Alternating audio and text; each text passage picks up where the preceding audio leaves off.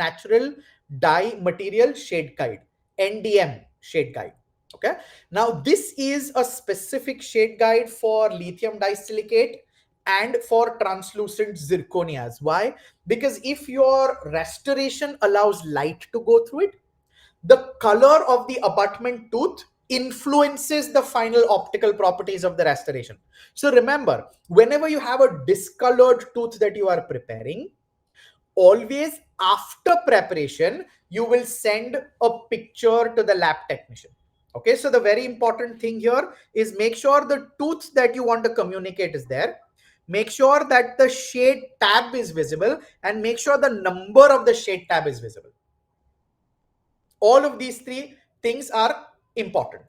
If you are choosing lithium disilicate or translucent zirconia, you will send your technician two different shades. Please understand this very important thing. You will send your technician two different shades. One is the final shade that you want, and second is the stump shade. The final shade that you want, you will select before you prepare the tooth, but the stump shade you will select after you have completed the preparation of the tooth. I hope this is clear for you to understand, because I'm going to give you a simple yet very important understanding here. Do you recognize the abutment tooth shade is different for all three centrals? If my abutment tooth shade is different, if my technician does not know this and makes a lithium disilicate restoration and sends it to me, it's very important for me to understand that the final look will be different. So what I need to do is I need to tell my technician, boss, the final shade, and I'm going to give you an example here. I'm going to tell my technician, let's say I'm taking this tooth as an example. Okay, I'm going to tell my technician the final shade that I want is 2L1.5. 2L1.5. That's the final shade that I want. And I selected this on the basis of the adjacent tooth before I prepped the tooth. After I prepped the tooth, I realized that the tooth is actually pretty dark.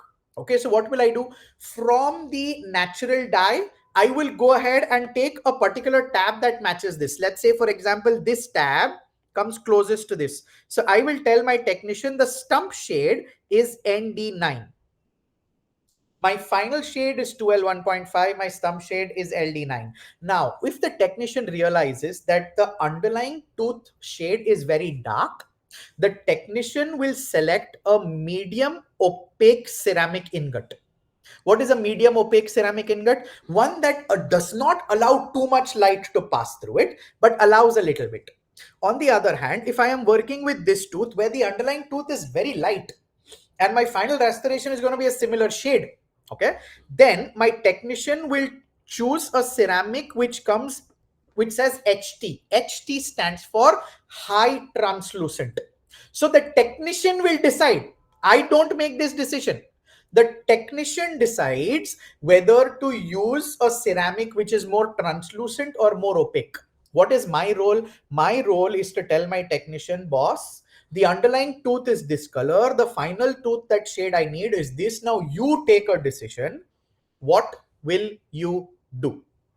Okay. So for each of these, the technician will use different opacities of ceramic so that the final result can be an extremely aesthetic one. Now, how does the technician do this? The beauty about the natural dye material is, if you talk about a particular shade, if you talk about ND9, okay, what Ivoclar did is they also started manufacturing dye stone, which was of that shade, or they manufactured composite resins that were of that shade.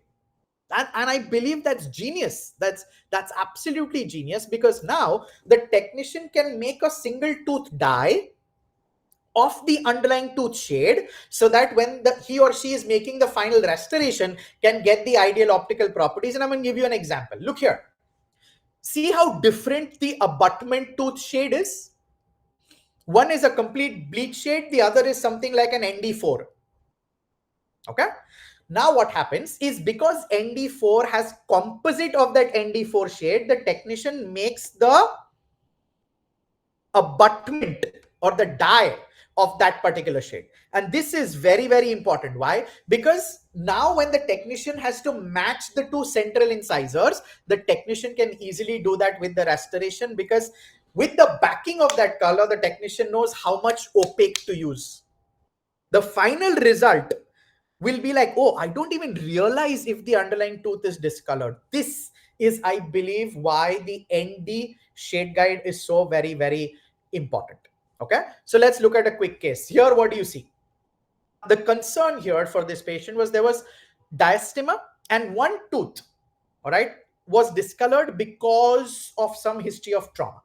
So the decision was made to be conservative where possible, which means for the left central, a laminate prep is done. For the right central, a crown prep is done. Okay, because an RC was done, it's a discolored tooth. So this is where you see. Now, what is important to recognize here is the fact that one tooth is a different shade, the stump shade, as compared to the other tooth.